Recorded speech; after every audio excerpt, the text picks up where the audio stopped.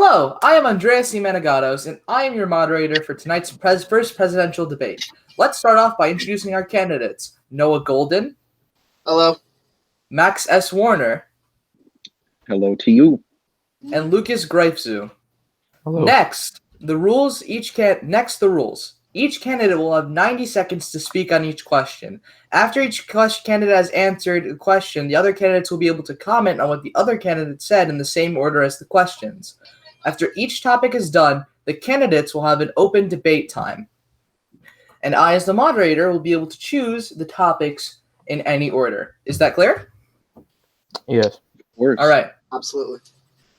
Let's start off with probably the most relevant topic in tonight's debate. COVID-19. We will start off with COVID-19. And the first question, a pretty hot topic. Should people be forced to wear masks / quarantine? And I will ask let me just get this. I will ask for Lucas to speak first. The coronavirus pandemic has been handled wrong ever since it reached the United States. We've been too focused on the wrong things for too long. President Donald Trump has made it a habit of his to ignore what his doctors are saying and do whatever it is he feels like doing, and we've had enough of that. He has lied to us about how contagious the virus is and who can be affected by it. He has lied about the vaccines and how people should treat this virus, and he has lied about PPE and how effective it is and whether or not we should use it. And we are sick and tired of all of these lies. And we are dying because we haven't been told the truth for far too long. We need a president that will tell us the truth. We need a president that will listen to our nation's scientists in order to best help our country recover from this pandemic in a timely fashion. We need a strong action that will help us recover as a nation and not lies that further set us back. As president, I will take charge and bring this country in a positive direction that will lead our country towards recovery.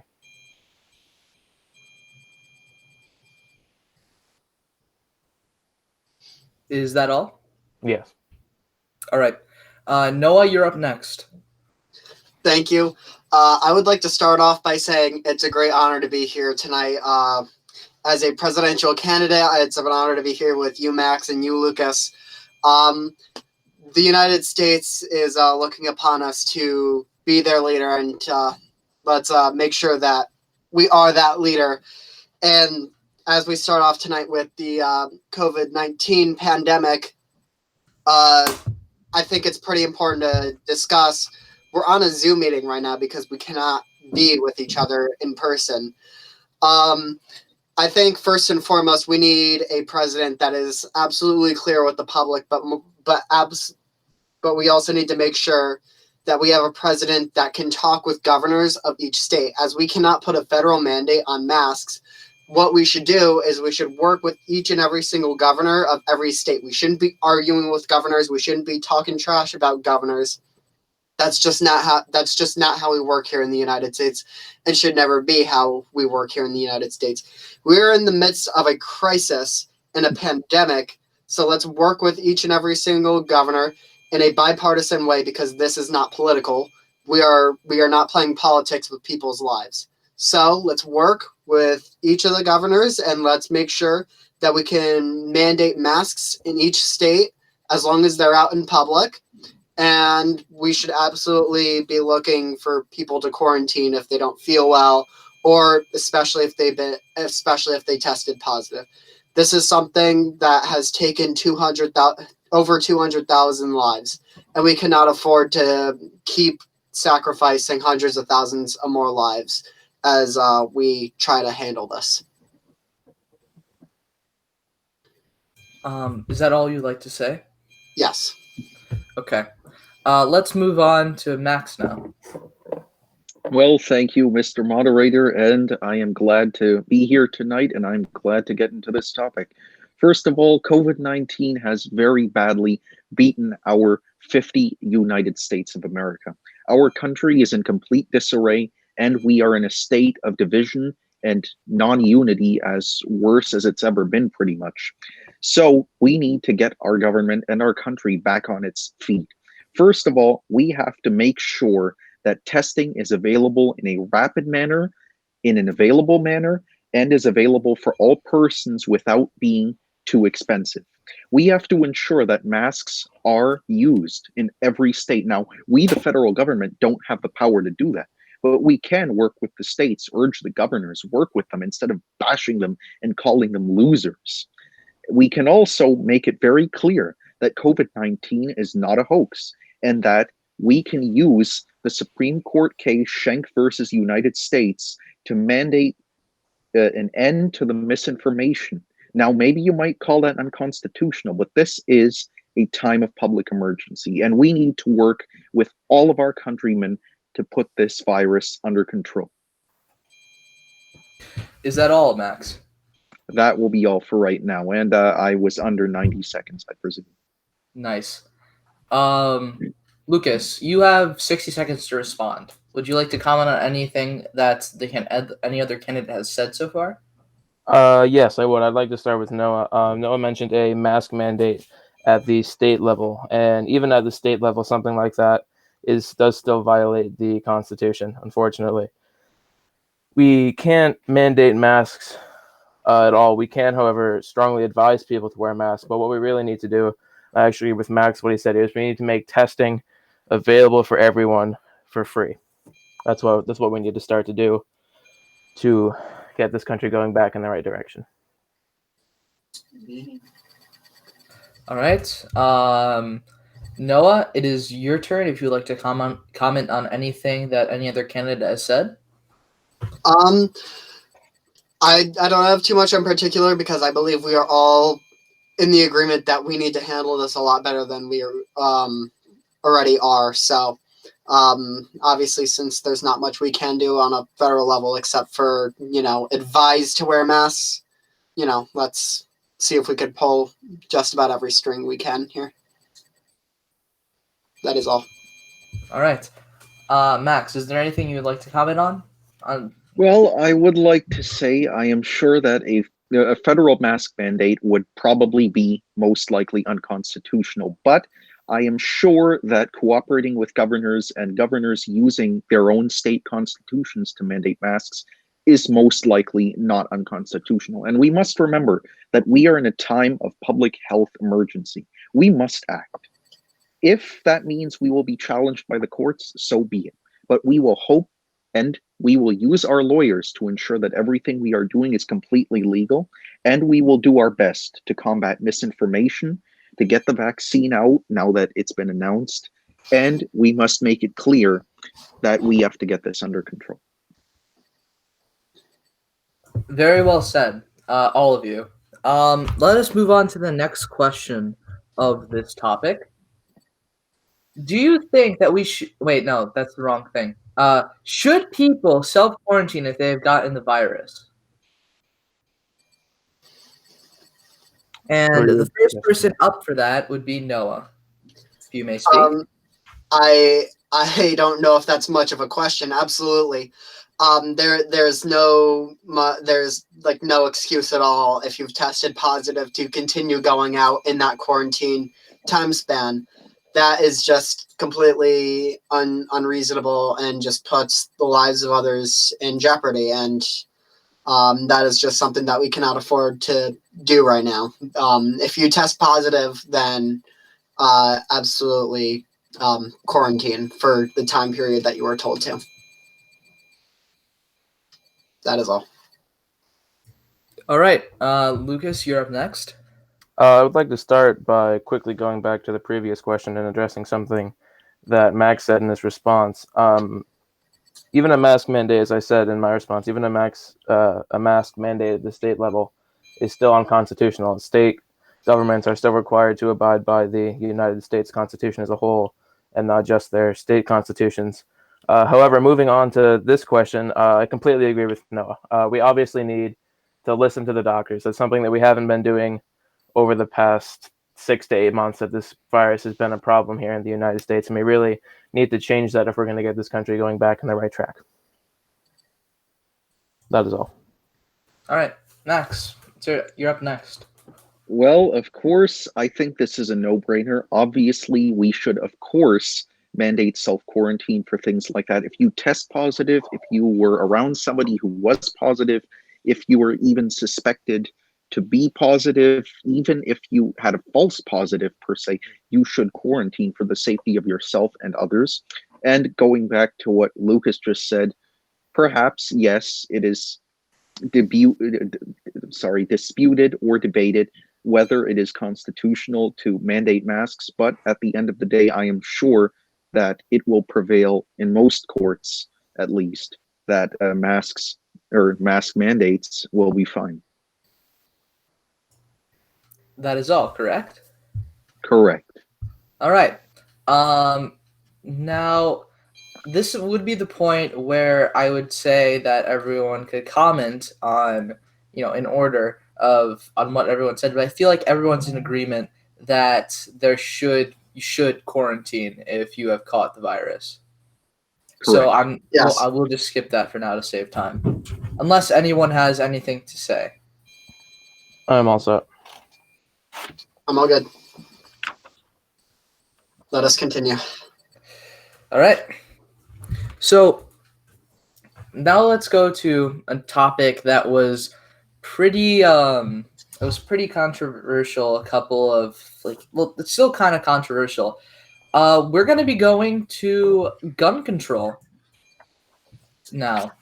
So the first question that I would like to pose to you. Oh, wait. Before we go on, you have open debate time. I completely forgot. I'm so sorry. You have open debate time on the first topic. I think we're all set. All set? Yes, I we think are we all all pretty set. much fundamentally agree on what we need to do in response to the virus. Precisely. Okay. So now let's go to gun control. So the first question I would like to pose to you all is, do you think there should be stricter requirements for the ability to have guns? And the first person I'm going to ask up to the plate is Max. Well, thank you, Mr. Moderator. Certainly, first of all, I believe we should respect the Second Amendment, which is a well-regulated militia, being the right of the people to keep and bear arms, of course, shall not be infringed. Now, that doesn't mean we can't have reasonable restrictions on certain types of firearms. I think that most firearms, as long as they are not automatic, fully automatic that is, should be allowed to be owned by civilians. Now, should we have restrictions on guns that have been used in many times for mass shootings? Perhaps, but I'd leave that up to the states and not to the federal government. And that is all from me. All right. So I will now ask. Give me 1 second. Let me just take a look at the list. I will now ask Lucas up to the plate. Gun control is one of the most highly debated topics in the United States, and yet over the 237 years of this country that we've had a constitution that protects the rights of gun owners, no one has been able to come up with an equitable solution for the problem that America has with guns. Now, some of the smartest men to ever live on the planet have lived here in America during that time period, so I'm not quite sure why they have not been able to figure this problem out. However, what I do know is that if you combine the populations of Great Britain, France, Germany, Japan, Australia, Switzerland, Sweden, and Denmark, you get a population roughly the same size as the United States. We had roughly 37,000 gun deaths last year, and they had 3,200. Now, do you think that's because Americans are more homicidal by nature? Neither do I, really. But we need to stop thinking about gun control. What we need is bullet control. There are roughly 393 million guns in this country. My family owns 2 of them. We cannot control the supply of guns, but we can control the supply of ammunition. Buying bullets should not be easier than buying something like a plane ticket. We should license the purchase of handgun ammunition. There should be a clear ID record of every purchase of handgun ammo. And in the 21st century, homicide detectives should be able to trace each bullet back to the buyer within minutes. And that is all. All right. And so now for the last person for this question, we are going to ask Noah to come up with this. I'm a firm believer that we need to look, rather than looking at guns themselves, we also need to look at the people that are operating those guns. How did they get those guns? Are they mentally in the right state to own a gun? What do they want to do with the gun? These are questions that we need to ask ourselves in the process of them wanting a gun, because if we skip any bit of that, we could be in potential danger. That's why I say that to be able to buy a gun or ammunition, doesn't matter, maybe even both, you should have a license, because you need to actually know what you're using, and there's got to be good reason for you to want it. And we have to also do background checks to make sure that these people don't have a history of crime, and we got to make sure that everyone that uses a gun is in the right state of mind to have one. So those are some of the biggest things that we absolutely need to look at when we're talking about gun control, because a person in the right state of mind with a gun can have really good defense of his own house, and a person in the wrong state of mind owning a gun can end in disaster and lots of lives ended. That is all. All right. So, would any of you like to comment on what another candidate has said? I will first. I just want a general answer first, then I'll go to specifics. I would, yeah. All right. Lucas, what would you like to ask? I will go silent for a bit as you ask your questions. I would first like to agree with Noah that we should require background checks to make sure that people are in a fit state of mind to own a firearm. However, requiring licenses for people to own a firearm does cross that line of unconstitutional. I understand that the Second Amendment isn't a universal right. There are obviously restrictions. However, mandating that people have licenses to own handguns, I do believe, would cross that line. I would like to respond to that. Okay, then you may. I don't entirely believe that it crosses that line per se, because I don't believe that because people are still able to get a firearm and all they need is a license to own one. I don't think people should be able to freely get one, considering how dangerous they can tend to be if that person is not in the right state of mind. So owning a firearm is something that I do believe there should be a license for, and it doesn't cross over the Second Amendment, though that is due to our own interpretations.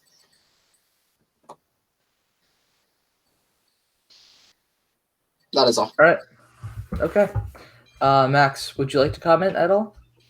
Well, I have some comments. Of course, Lucas, I think your system is actually pretty effective, if I'm honest. The idea of focusing on the ammunition and not so much the firearms actually is, I'll openly admit, even an arguably better policy than my own, and I'll admit that. Going to Noah, I think that your idea of a licensing system is very similar to what I think, which is that a licensing and permit system should, be at least minimally required in all states. We don't have the right as a federal government to tell the states what to do, but we should try and assist them in that process. And I should mention something that all three of us should universally agree upon, is that felons should be barred from weapons ownership, as well as domestic abusers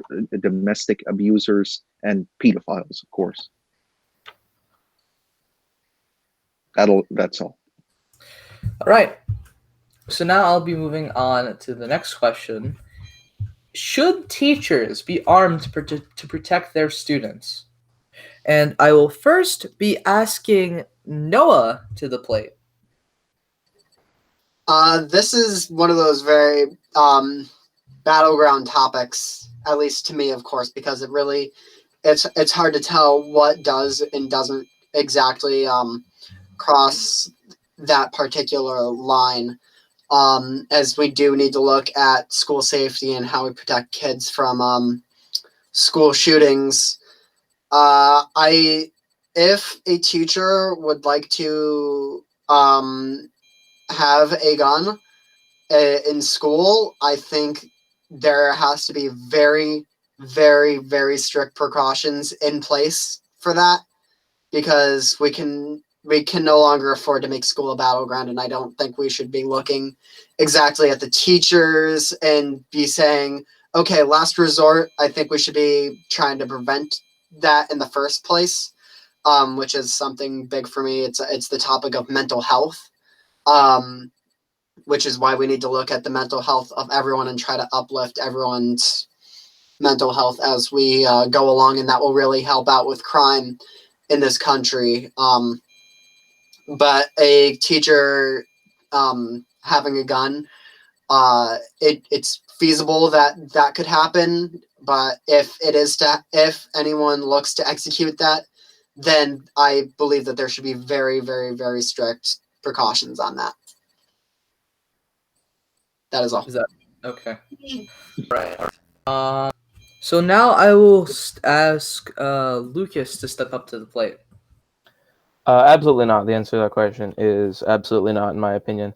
In 2016, the Ninth Circuit Court ruled that the right to conceal a firearm is not protected by the Second Amendment. And in 2008, in D.C. versus Heller, the Supreme Court, the Chief Justice ruled that schools and government buildings are places in which firearms should not be allowed outside of police officers. And so I believe that absolutely not. And in the matter of self-defense, it's not necessarily a self-defense issue that would cause my worries with this. It's my worry that a student would try and take the gun away from the teacher, would be my general concern with that issue. And that is all. All right. I will now be asking Max to speak, if you wouldn't mind. Of course. Well, my answer was very kind of similar to Lucas. I said absolutely not. We should not even think about, asking teachers to arm themselves. Schools have already been had guns placed inside them way more than they should have. In fact, schools should never have been an armed place in the first place.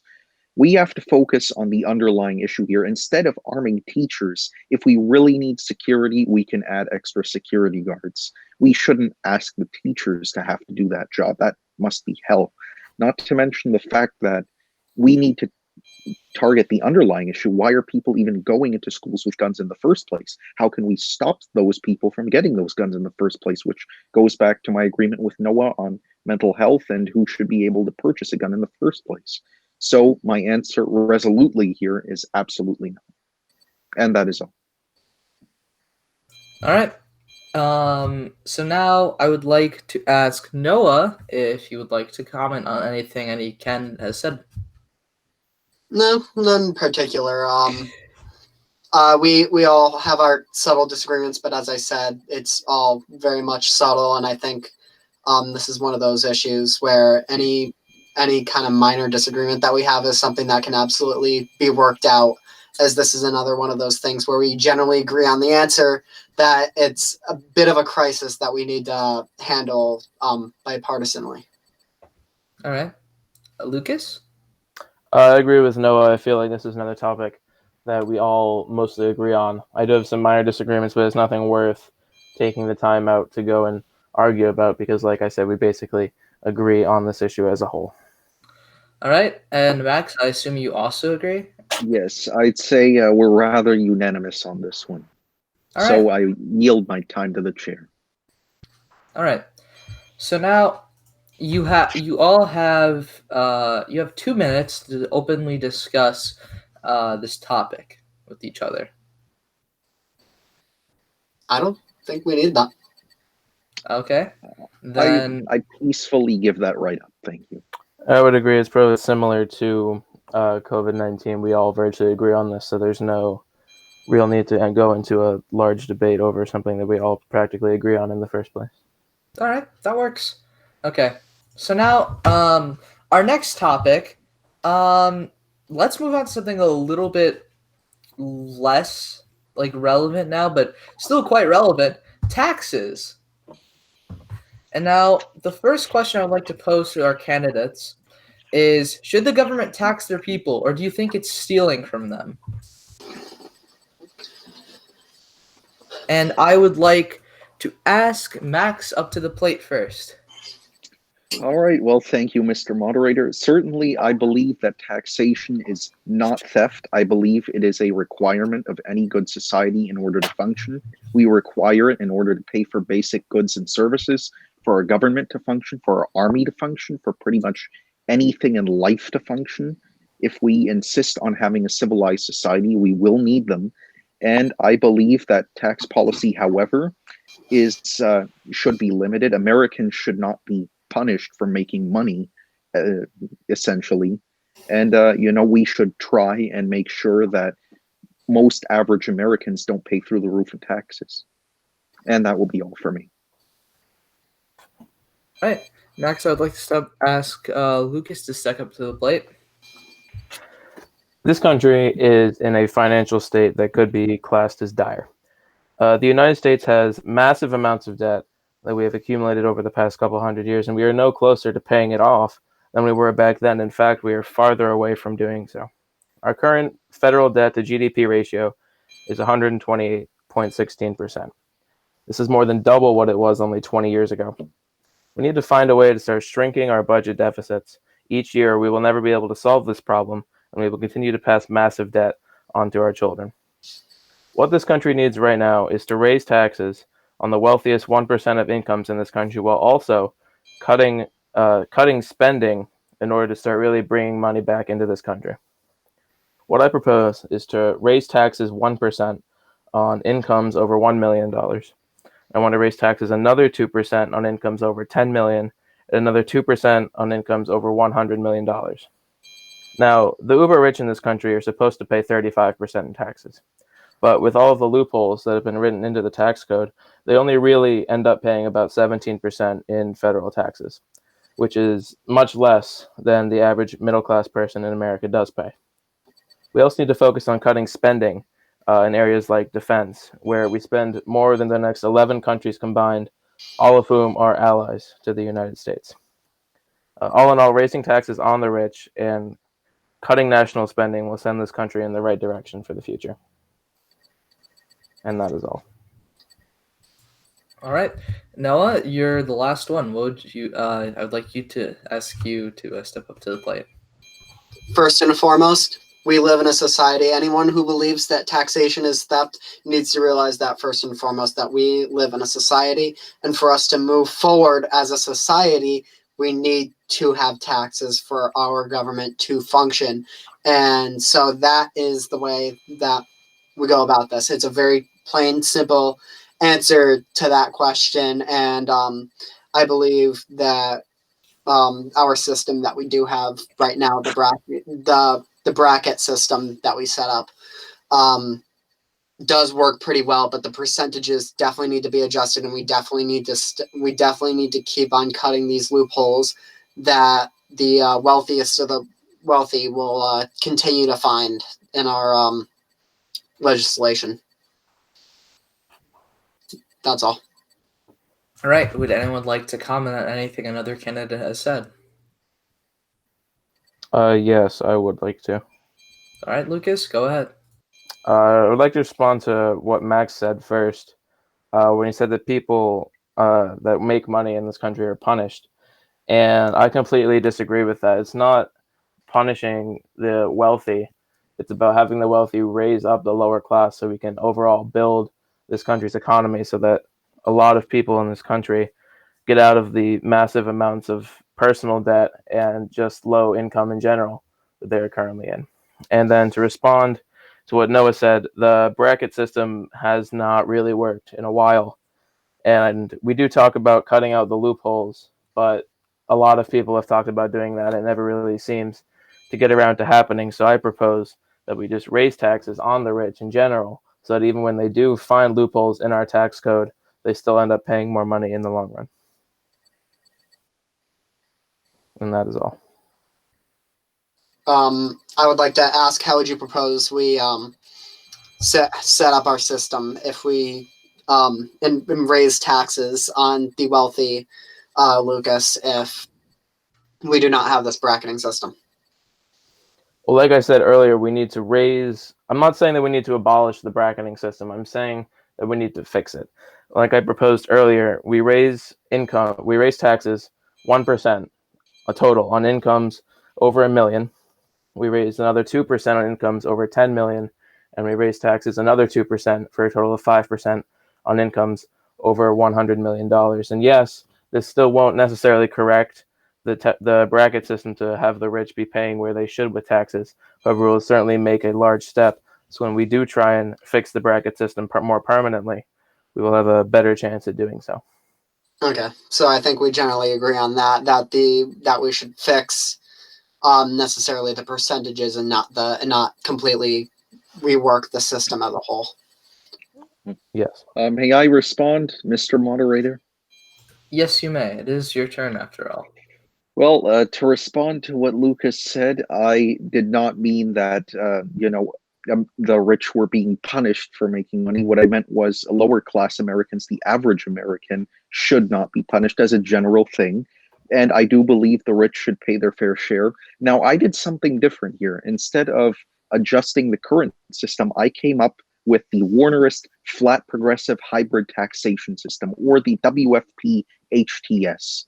Now, this system is pretty much building upon what we currently have, but in many ways, it's a rework of the current system. For example, this whole system is kind of brand new. People making $60,000 or less per year would pay no income tax, and the payroll tax would be capped annually at 5%. So people who make lower would actually get more of their money every year than people who are really rich. For example, persons making $1 billion or more per year would pay almost a 90% income tax on every cent over 600 million, and there would be no payroll tax. Now, this is very similar to Elizabeth Warren's wealth tax, but I believe it is the best system to deal with those mega billionaires who do not pay their fair share. I would like to respond to what Max just said, just really with one question. If you're going to cut taxes on people who make less than $60,000, which is, I don't have the exact figures, but I'm going to estimate probably around 80 to 85% of the people in this country, how would you then cut spending in order to balance the budget? Well, we're not talking about everybody who is an average American. We're only talking about 60,000 or less. Of course, everybody else making 61,000 to 150,000, 151,000 to 400,000, 400,000 to 800,000, 800,000 to 2 million would still pay income taxes and payroll taxes at a little bit more than, or a little bit less than what they're currently paying, pardon me. And I think if we're going to cut spending, we can do it in one major area, the military. Now, I know some people are going to get mad at me for this. Some people are going to say, oh, you hate the military, but I don't.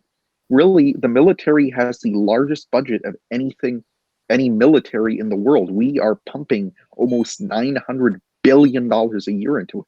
Surely we can cut that by just 300 or 400 billion, of course. And that will be all. All right. So if everyone has finished with their responses, I would like to move on to the second question. And the second question, I'm pretty sure you guys technically answered it or tried to answer it within the first question. But the next question is, if the government were to tax their people, do you think that they should put it into governmental services? And by that I mean like services such as like healthcare or like making insurance more readily available to people, or like that sort of thing, like Obamacare or something. And I would like to ask Max, since up to the plate again, since the order duplicated. Well, I think, pardon me. Thank you very much, Mr. Moderator, and I'm glad. I definitely 100% absolutely believe that taxes should go to the public and not to, military industries or any of these big things. And honestly, I think I am a true believer in a Medicare for all system, but not in an absolute way. I don't think we should abolish private insurance. I think we should make an absolute public option paid for by your taxes for you and for everybody else around you. And of course, you should be permitted to purchase private insurance if you so desire. And I think we can have the best of both worlds without completely abolishing one or the other, because the prices for things like insulin under the current system are just out of this world ridiculous. And that will be all for me. I would now also like to ask Lucas up to the stand. Taxes that the American people pay already do go into government programs such as Social Security, Medicare, Medicaid, and even defense, which might not sound like it at first, but the national defense is key, and it defends the country as a whole, not just the people who work in the military.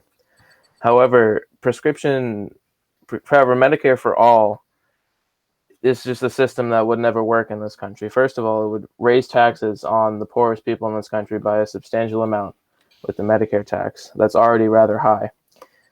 And as for the point that was made about prescription drug prices are so cheap in countries like Canada because they don't actually make any of these drugs. 90%, not exactly, but a rough estimate, around 90% of life-saving drugs are made here in the United States, which is why we have to charge so much for them, because we have to pay to make them as well. And that is all. All right, and Noah, I would like to ask you up to the stand next.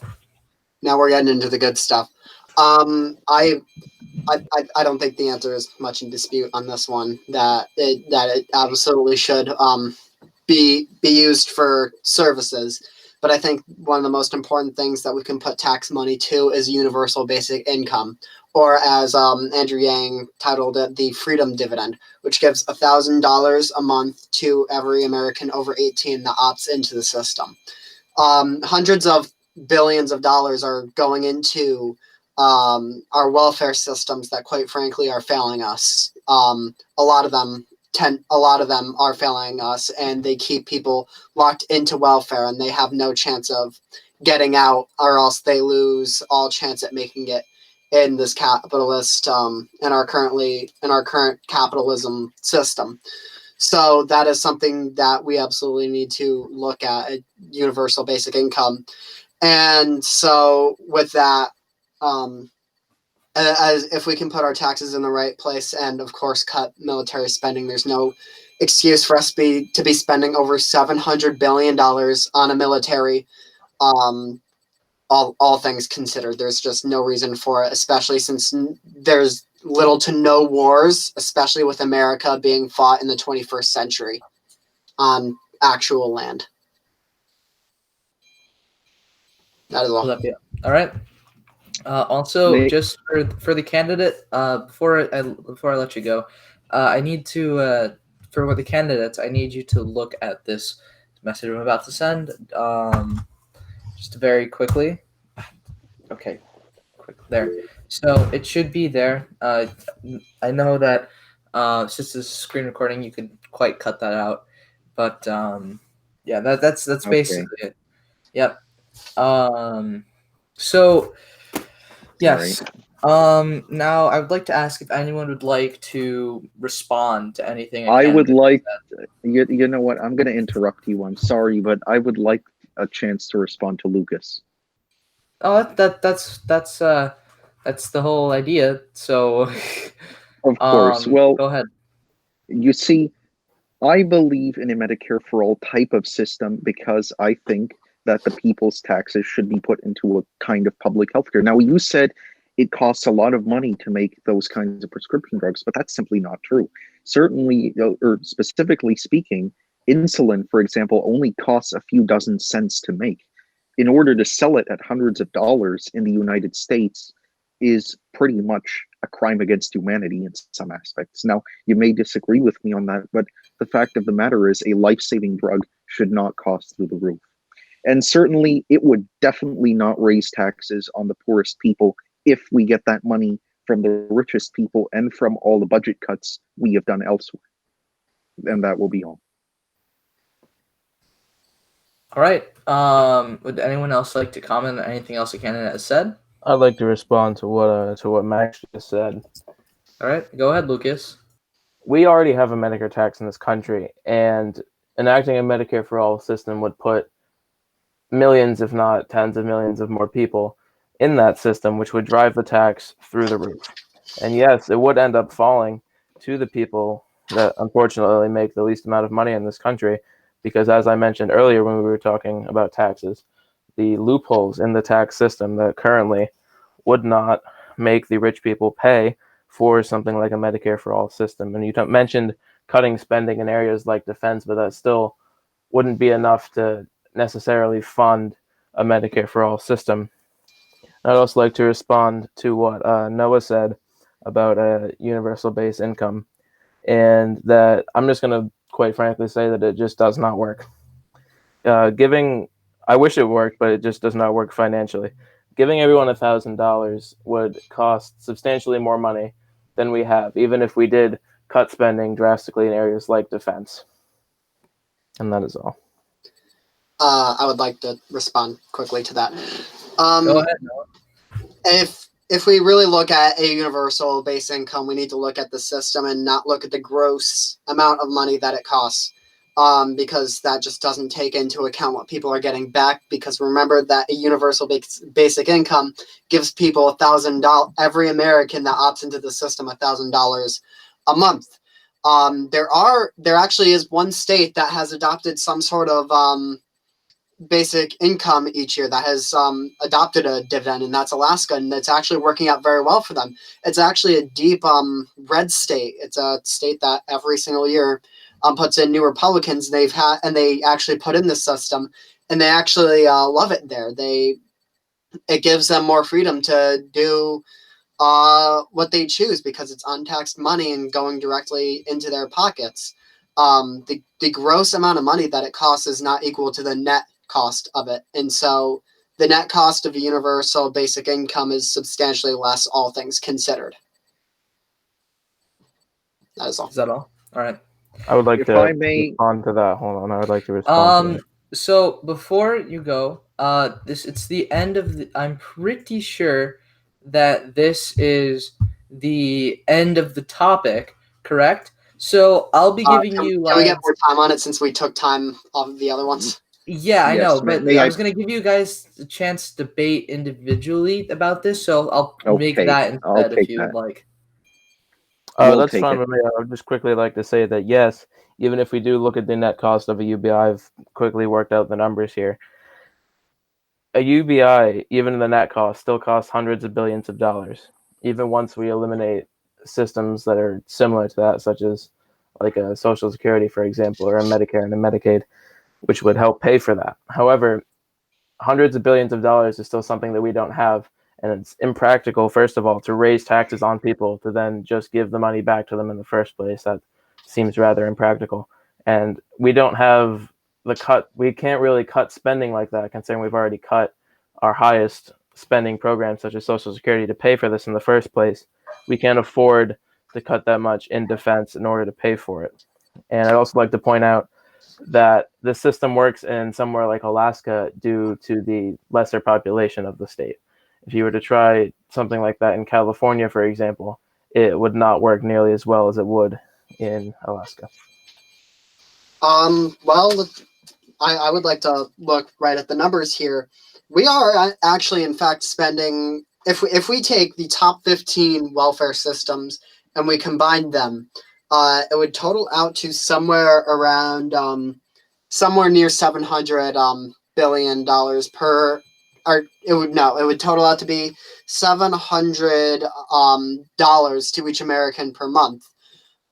Cutting out all those welfare systems that only make everything so much more complex and lock people in, and then we cut military spending on top of that. It really gives us that freedom to use the universal basic income, and so it would cover every American a lot better than our welfare system, because it gives them the freedom to use the money however much they choose. So. Well, and you say the top 15 welfare systems. Just out of curiosity, which systems are you talking about? I can name off a few. Temporary assistance for needy families, supplemental nutrition assistance program, WIC, unemployment insurance, SSDI, supplemental security income, and Social Security. You could even add on to that, which is hundreds of billions per year. Add that up. It really comes out to it really comes out to that total cost, just to name a few. Also, I'd Now, like to if mention that a UBI system is also rather impractical because it's not going to help the poorest people in this country the way that you think it is. A person who makes $20,000 a year will now instead be making $32,000 a year, which, yes, is an improvement. However, it's not enough to really lift them out of the hole that they're in financially to begin with. That is very much incorrect. An extra $12,000 per year absolutely makes a difference. And let's keep in Gentlemen, mind, for people that are not even making a single dime, it gets them out of poverty.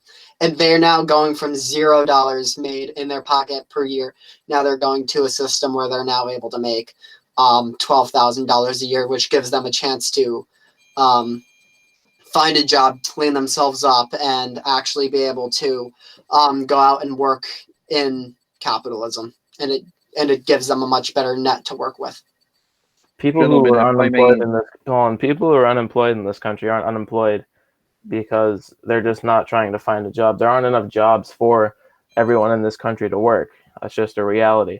So giving them extra money isn't going to help them find a job because the system just won't support that many additional jobs in the country currently. As true as that may be, another thing that we're not taking into consideration entirely is the fact that automation is taking away jobs from people. And when someone loses their job, actually, it's happened with my own parents. They've lost jobs due to COVID-19. A universal basic income would really help us, would really help carry us through until we see this out and we do get those additional jobs. Under a welfare system, it's just not practical to keep them locked into it. So that's why I say with the universal basic income, if there is absolutely no job out there, it gives that person $12,000 a year to work with. The other thing is if you cut Social Security and you end up paying elderly people only $12,000 per year, that's not enough to cover, let's say, medical expenses, which tend to be higher for elderly people. Or medical expenses in general.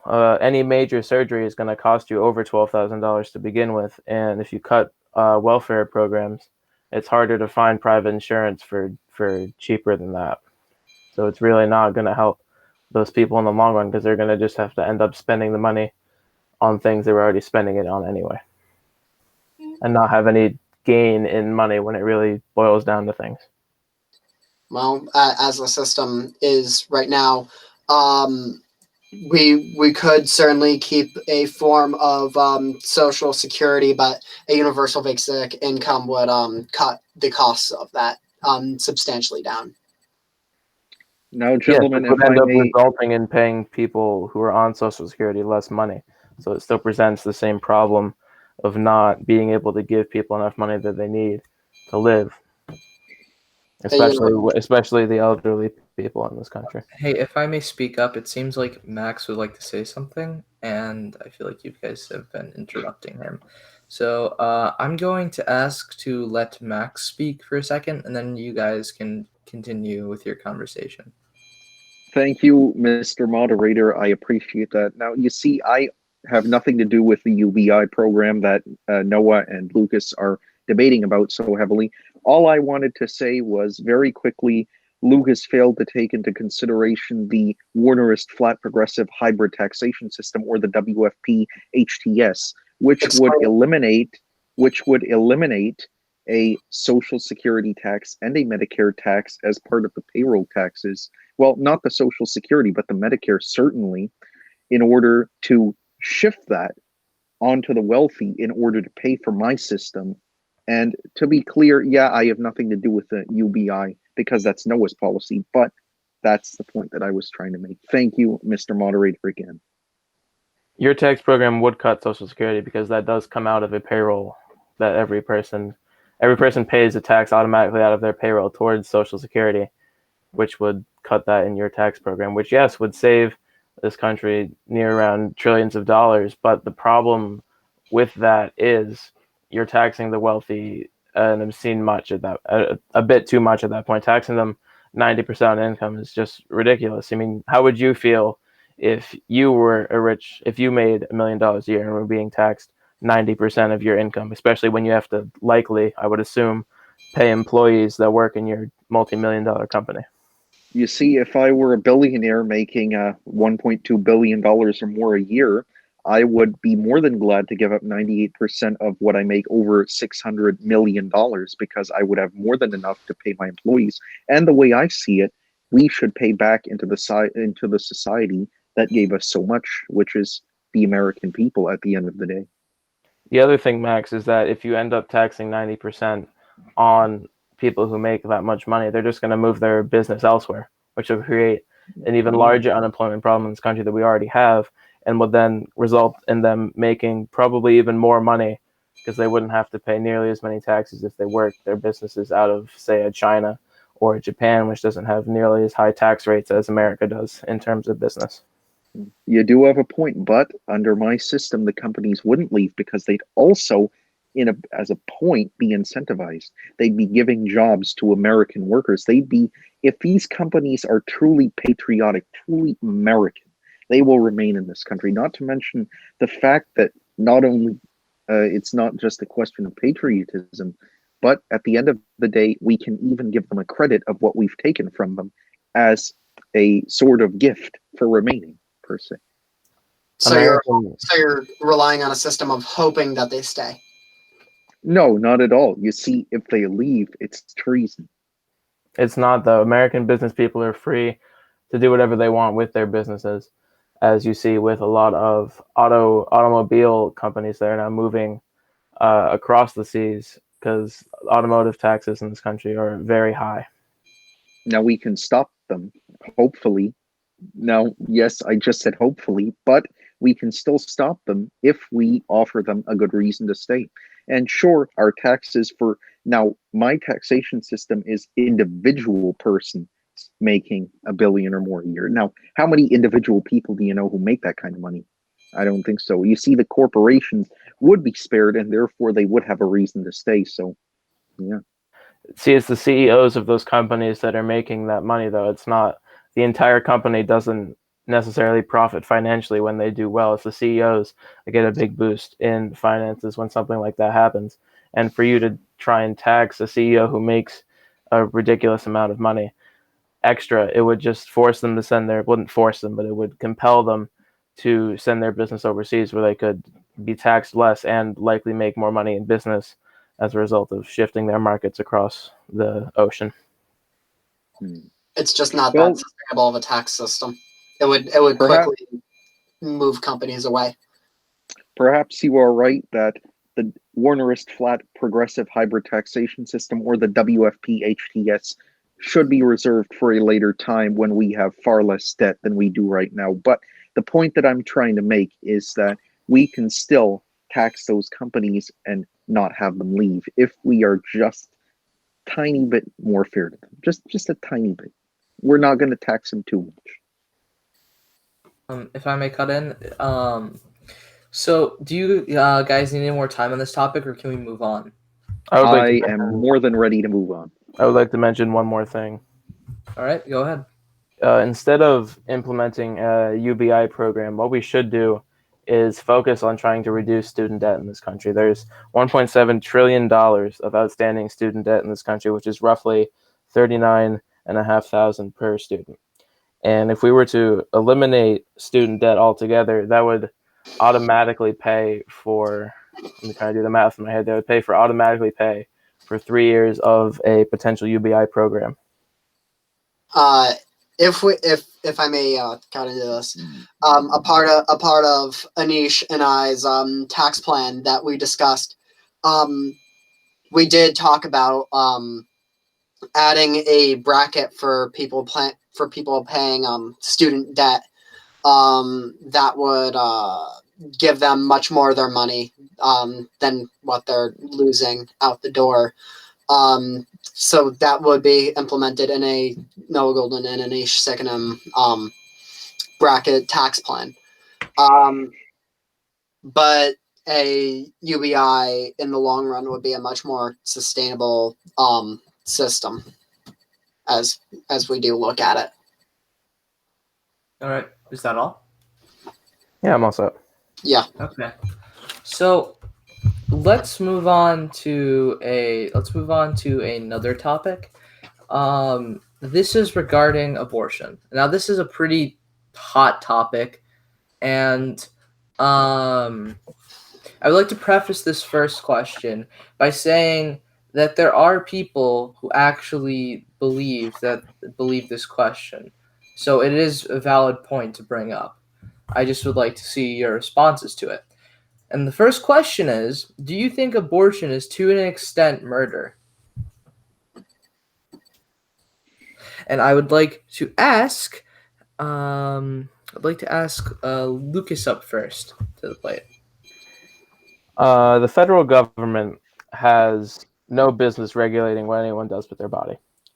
Abortion should be an issue that is decided on by each and every state in this country. However, abortion is a tragedy, and I do believe that abortion is murder. Life begins at conception, and it is wrong to end a human life under any circumstances, even if that life is yet to be born. This is a human being that has a fundamental right to life in this country, as described in our Constitution and in our Declaration of Independence. Our founding fathers had the foresight to foresee this becoming a problem and guaranteeing every person in this country a fundamental right to life. Now, obvious exceptions do need to be made in abortion law for rape and incest victims, as well as mothers whose lives would be in danger if they were to go forward with having a child. However, instead, if you're just seeking an abortion for the sole purpose that you don't believe that you have the financial state to take care of a child, or just don't simply feel that you can at that point in time, there's always the foster care system in this country. Now, the number of adoptions, or the number of people who are available for adoption in this country, dropped from 90,000 in 1971 to roughly 18,000 in 2014. And in the United States, there are around 2.6 million people who are thinking about adopting a child. That being said, I fully understand and respect the Supreme Court decision in Roe v. Wade, and that decision is the law of the land here in this country. And while I don't personally agree with it at the moment, it is still the law in this country. So instead, I think we should turn our attention to improving the foster care system in this country in order to provide a better future for hundreds of thousands of children in America. That is all. All right. Okay. So now I would like to ask Max up to the plate. Well, thank you, Mr. Moderator. This is something that I presume, or I see very clearly, that Lucas and I very fundamentally disagree on. I believe that abortion is most certainly not murder when done prior to the second trimester, and a second trimester and afterwards could theoretically be considered murder scientifically. Compare our abortion laws to Europe's, ours are far more liberal, and I do believe that we should start cutting it back maybe to an 18th week cutoff, and with a mandatory session with a doctor to inform the woman of all her options. But I do believe that abortion is a absolutely necessary burden, even though I'll admit it is not very morally desirable. And in order to drastically reduce the abortion rate in this country, we must turn our heads to the use of federal funds to pay for all forms of birth control, including condoms, the pill, the IUDs, etc., etc. And abortion should not be used as birth control. It should be used only as a last resort. And if we want to really reduce abortion, we have to think about this. It's either birth control paid for by federal funds, or it's abortion paid for by federal funds. So which are you going to choose? And that is it for me. All right. I would like to ask Noah up to the stand now. I would like to state first and foremost, if someone is looking to get an abortion, they most certainly made a mistake, because and that's one thing that humans do. We make mistakes all the time, and for me, that fetus or it's not even a fetus, it's an embryo in the first trimester. If we really look at it, it doesn't have much of an impact if it's aborted or not. And also we need to look at the fact that if we were to completely cut out abortion in every single way that we can, excluding rape, obviously, and incest, or cause of health issues to the parent. We would also have to look at the amount of jobs that would then be, the amount of stress that it would put on our economy. It's a great way of balancing the amount of people that we have entering the economy each year. And so the more that we can help with that, the better we can do. And so that's why abortion does actually have benefits within our economy, which is something that not a lot of people take into our consideration, because it gives us more jobs to work with. That is all. All right. So now I'll give each of you 60, well, not 60 seconds, but 60 seconds to respond to anything a candidate has said. Lucas, I would like to ask you if you have anything you would like to respond to. I'll respond to both candidates. I will start with Max, however, by simply asking, what is the true difference between trimesters? The child can start to feel pain as early as 12 weeks and has brain activity as early as 5 weeks.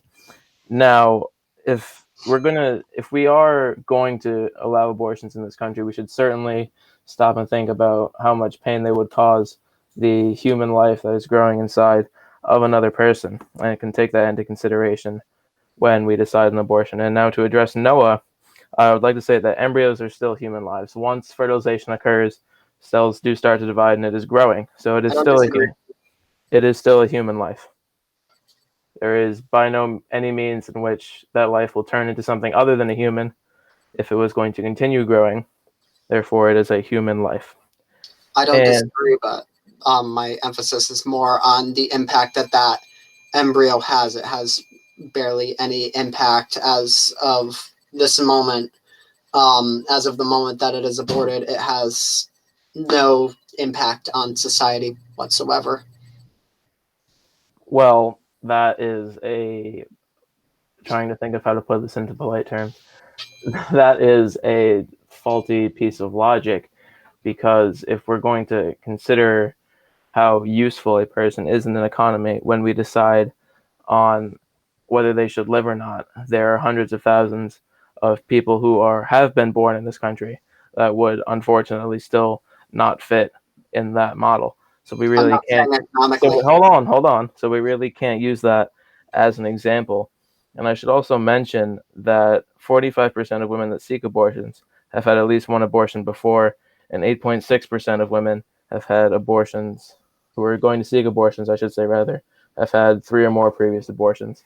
And as Max was saying, that indicates that we are starting to use abortion as a method of birth control, which is very wrong in any country really, but especially this one, given that the founding fathers were originally against abortion. I would like to respond on. I would just like to say that what impacts does I would like to ask you this question in return. As of right this moment, if there is we could just throw it out there, an embryo, it doesn't entirely matter what week it's an embryo, so it's first trimester, early on in the pregnancy.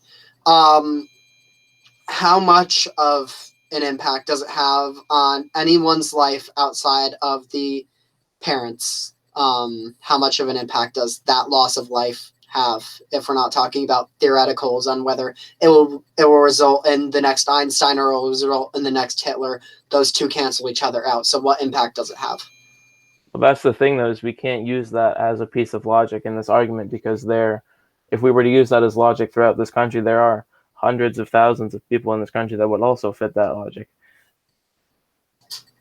that they're only necessarily valuable to their loved ones and not necessarily the economy.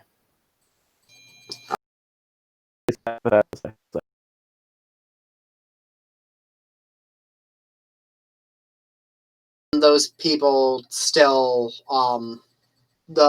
those people that are actually born are given the capabilities at right this moment to make a change. Though we're talking a long time down the line for those embryos, but that does get into the theoretical conversation in the matter. So that's just a disagreement, but I think we do all agree on this, that the government shouldn't have a say on how this goes, and it's a societal thing that we need to decide upon. Mr. Moderator. Go ahead, Max. No, you may go, Lucas. I was gonna ask the moderator something. I would disagree with that. No, I do believe that the federal government has no place deciding on what anyone does with their body, but the individual states' governments that have their own rules in between states certainly do have the right to decide what they allow to happen in their states. I just don't think that the government should have a say in it, pretty much at all. All right. As I was about to start off, I was just going to ask the moderator for permission to ask if I may elaborate on my policy just a tad bit further, as to clarify, as a response of sorts. I believe, call me a radical if you must, but if I were elected to the presidency on day one of taking a seat, I would order the full and complete nationalization of Planned Parenthood. Now, you may call me radical over this, but this is a priority. There have been allegations against Planned Parenthood in the past that they have monetized abortion, turned it from a necessary evil to a matter of profit. If we nationalize Planned Parenthood, we could turn the whole thing into a part of, a government agency where we could not only provide birth control in order to reduce the abortion rate, but we could also allow our states and our federal government to hire competent OBGYNs in order to perform abortion before the 18th week cutoff. And responding to Lucas, as far as I know, the whole idea that a fetus at 5 weeks can feel pain, as far as I know, on the scientific aspects that I was briefed on, is just simply not true. But the way I see this, again, I'm not pro-abortion. I simply believe that women should not be penalized for the act, and I think that we should work to reduce it. But I also believe that, we need to have it as a moral, even if it isn't moral, it is a necessary burden on this country, on the American people. I'd like to respond to Max quickly. I did not say that they can feel pain at 5 weeks. I said they have brain activity at 5 weeks. They can start to feel pain at 12 weeks, which is a scientific fact backed up by several medical studies. I could cite some for you if I were to look them up. However, I don't have them directly in front of me. And on the topic of Planned Parenthood, I do agree that Planned Parenthood is a fundamentally good system in this country. Planned Parenthood does not solely provide abortions. They also provide several other aspects of prenatal care that are crucial in the development of children prior to their birth. However, that does not change my stance on abortion, and I don't believe that Planned Parenthood should be fundraised for the exact reasons that Max mentioned, all of the scandals and other various problems that we have heard about with Planned Parenthood. Is that all for this question? Yeah. I'm all set. I believe so. I believe that you guys tried answering this question during the previous question, but I think the question should be posed anyways. The question number 2 is, should the decision to abort a child be legal? And I'm assuming, I'm just an assumption, but I'm assuming from what you guys are saying that it should, but it should be just like something else. I'd like to hear your opinion on it, if you may elaborate. And I will call to the stand first. I'll call Lucas to the stand first. I do believe that the government should have a role in deciding whether or not abortion should be legal. As I previously said, the federal government should not have any say in any matter deciding on what people do with their bodies. It's not something that can be defined in a federal aspect, as each state has different needs, which is why I believe that it should be up to the state governments to decide how they will or will not allow abortion in their particular states. And that is all. All right. I would like to now ask. I would now like to ask Max up to the stand. Thank you, Mr. Moderator. As I was about to say, or as I have said earlier, I do not think abortion should be completely illegal. That would do far more harm than good. On even the state levels, before 1971, there were plenty of places where it was illegal. And sure, the illegal abortion rate was not very high, but the fact of the matter is women died trying to abort their pregnancies. And so if we had simply given them birth control, if we had simply given them a means to prevent it, it could have been avoided. If we had simply allowed them to have an abortion before the 18th week, or preferably even before the 12th week, it could have been avoided. If we had a system built to help them out, we could have avoided it. And honestly, no. Should it be illegal? Absolutely not. And if we illegalized it, it would do far more harm than good. All right. I'm assuming that is all. That is all. Noah, I would like to call you up next. For the first time, no. For the first time, plain and simple, no. But for the second time, and as we look at multiple times ahead, that's when it gets very immoral. As we're now just absolutely wasting human life without ever taking into consideration growing as a person from our mistake. So on the second time, this is something that I could work out with states or other people as I see fit as president.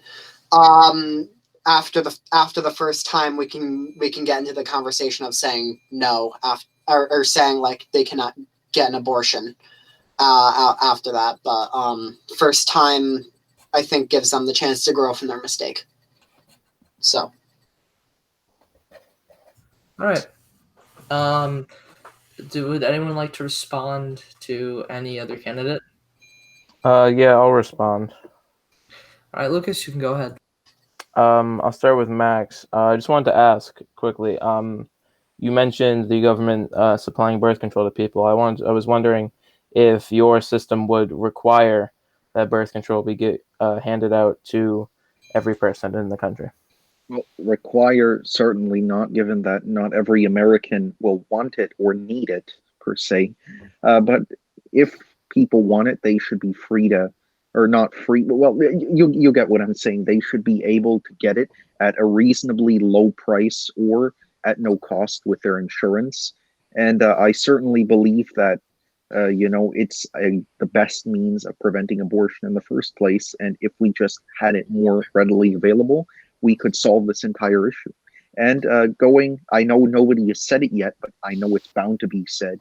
If anybody thinks that abortion should be legal at the end, at the third trimester near birth, I should mention that is already prohibited under federal law. So that's simply not a reality. And I yield my time. I would like to finish my response there. I just had to ask Max that question quickly. Okay. But more to Noah, I'd like to say that abortion, it's an all or nothing issue. You can't say that someone can have an abortion and then turn around the next second and say, no, you now cannot have an abortion. That wouldn't work in a government system, because the Planned Parenthood or any organization or hospital that gives out abortion wouldn't have a suitable record of tracking who has had an abortion, how many abortions they've had, because it would be very easy to get around that law, is basically what I'm trying to say. How would it be easy to get around that law? Please explain. You can fake your name, you can get a fake ID. It's rather simple to get around that law, and at that point, the parents who are looking to seek an abortion, which never mind, the parents who are looking to seek an abortion are certainly not going to go and look through the trouble of being 100% legal in the means by which they do so. I think that I don't think it's an all or nothing issue. Personally, if we take down the record and then all of a sudden we realize, that like would they make a fake identification every single time? Would you say that they would get an abortion? Would you only because a second time I could see, the third time no. For me. It would depend on how badly they wanted an abortion. Obviously, there are people who are looking to seek abortions that are more desperate than others. And yes, I do essentially believe that they would go through the illegal means of faking their identity in order to get said abortion if they really felt they had to. Then we would have to put more systems into place to make sure that people are properly identified, to make sure that they can to make sure of that. But first and foremost, as I said, I think it's more a matter of debate, because I still said I don't necessarily think the government should have much of a say on any level on weapons of abortion. But if I believe that the government is to have a say, then that would be the system that I would ideally put into place. But as I said, I don't think that the government should have much of a say. I'm all Is set. that all? Okay. So I believe that was the last question of this topic. So now you have 2 minutes to debate freely, if you choose to. Well, I just like to, if I may, make a small, tiny closing statement here, which is ultimately, yes, abortion should be permitted up until the 18th week, with some minor exceptions after that. But we should strive as a human race and as Americans to try our wholehearted best to prevent the need from even getting an abortion in the first place, using birth control, using preventative means. And ultimately, that is the best way to go about this, because we humans are not always abstinent. We humans by nature are very, active in that department, and therefore we need to use preventative means. I agree with Max on that. I agree that we need to seek further means of birth control outside of abortion. However, I don't believe that abortion should be a viable final option. I believe that we need to, instead of focusing our time and effort on whether or not abortion should be legal or not, we need to focus on improving the foster care system in this country, which would allow parents who were unsuccessful in using birth control, or whether or not they feel that they just aren't in a viable state to take care of a child at that point in time. That gives them a means and opportunity to still not have to deal with the financial burden, to put it in a not very nice term, that a child is, but to also end up saving that child's life in the long run. I can also agree with helping the foster care system, but I still think that abortion should be in play as a last resort option. It shouldn't be seen as a first resort at all. But an improved foster care system would certainly help. And but in the long term, if we say no one can get an abortion, that would then that would make the foster care system way too overwhelmed for it to deal with. Lucas, I do want to ask you this question though. You say that you want to put it on a state level. How much emphasis would you put to the states to outlaw it? I wouldn't put any emphasis towards the state to outlaw it. I would put emphasis on the states to decide what it is best to do for them and their state economy, which is exactly why I don't think it should be a national level, on the national level rather, because the country has needs that the states don't, and states have needs that the country does not, which is why I believe that something as serious and highly debated as abortion should be decided on a state level without interference from the federal government in any way. Okay. I think we're ready to go on to the next topic. Yeah, I'm I also. agree. All right, then. Okay, so the next topic I would like to ask to you all is protest/police reform. Now, this is a very, very hot topic a few months ago, and it's still relatively a pretty hot topic now, seeing how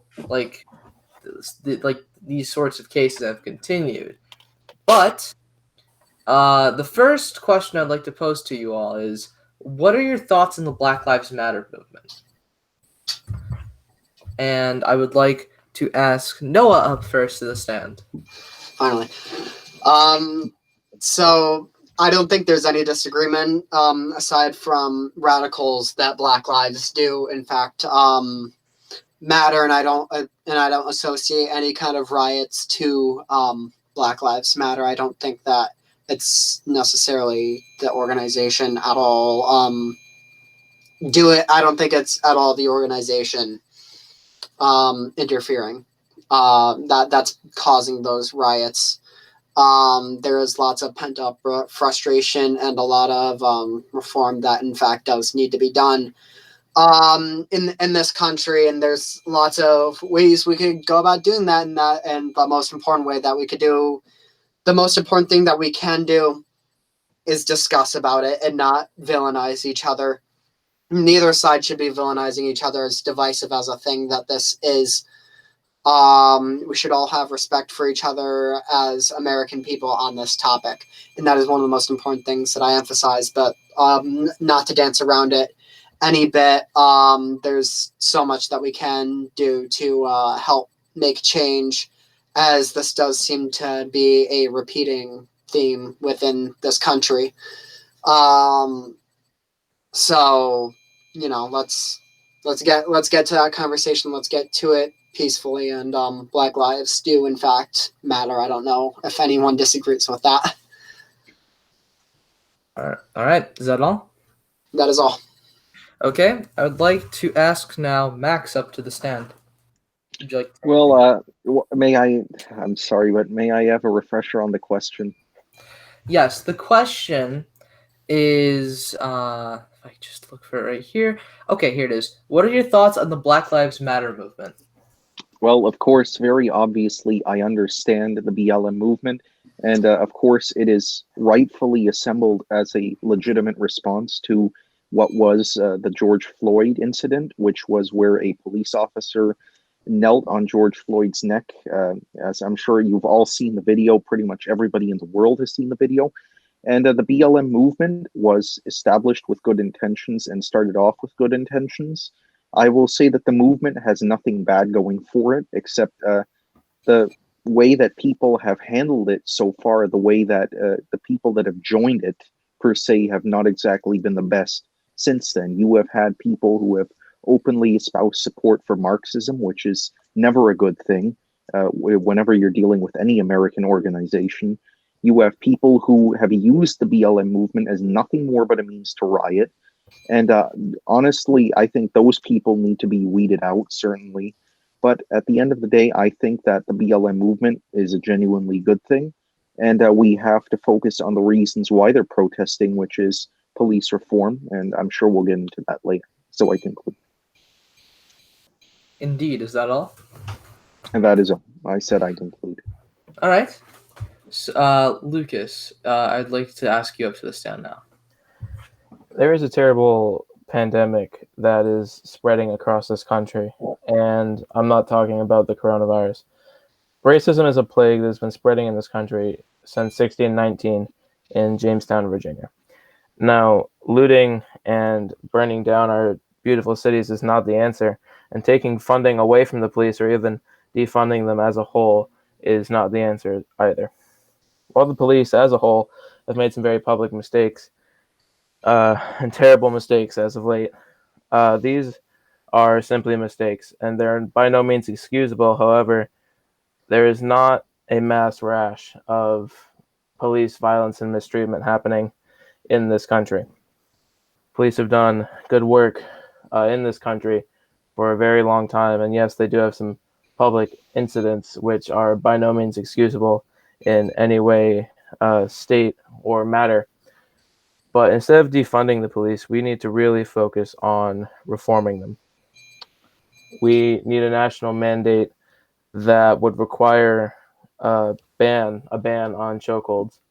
We need another national mandate that would require all policemen and women to wear body cams that are activated at all times, regardless of circumstance. And we need a set of rights for people to have against the police that would allow them to sue police departments for any wrongdoings or damages that were caused to either themselves or their family.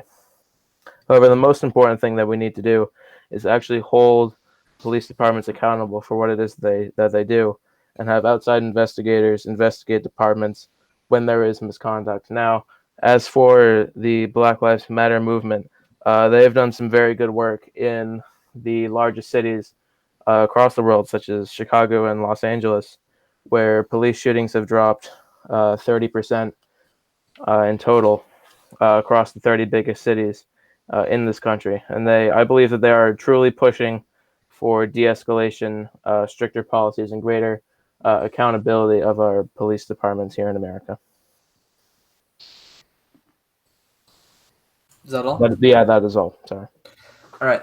So, would anyone like to comment on anything another candidate has said? I respectfully refuse. All right. Okay, so let me just take a look at the second question.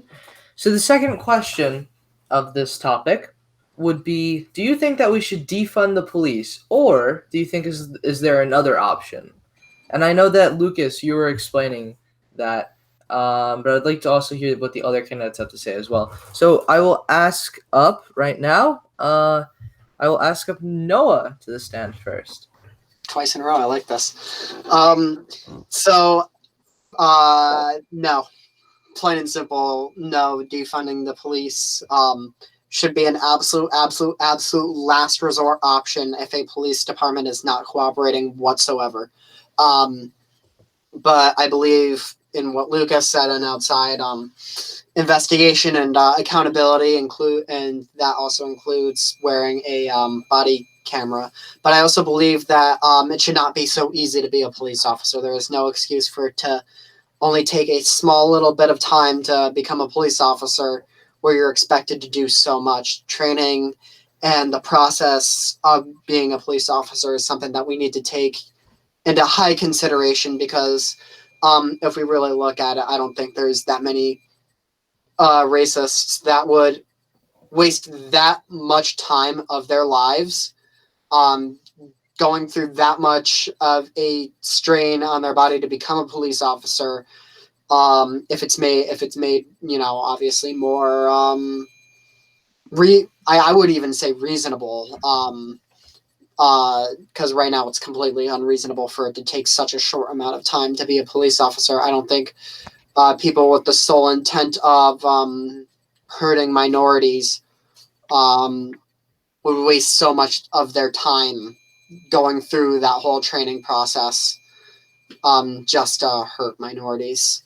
So it would really weed out a lot of people, and it would also make sure on the double hand that even the non-racist people that just aren't very good at doing their job as an officer, we're making sure that we absolutely get the best of their best in our police force. So a longer academy training would definitely be in order with a golden insignium presidency. Is that all? Yes. Okay. All right. So now I would like to ask Max up to the stand. Thank you, Mr. Moderator. Well, certainly, I believe that defunding the police is pretty much no good. We need to solve the underlying issue beneath that. I would say we could consider taking a very limited amount to be redirected to mental health and other nonviolent responses in order to take that burden away from police officers and move it elsewhere. I think the real thing we could do here is to move certain duties away from the officers, like having to deal with nonviolent disputes, mental health issues.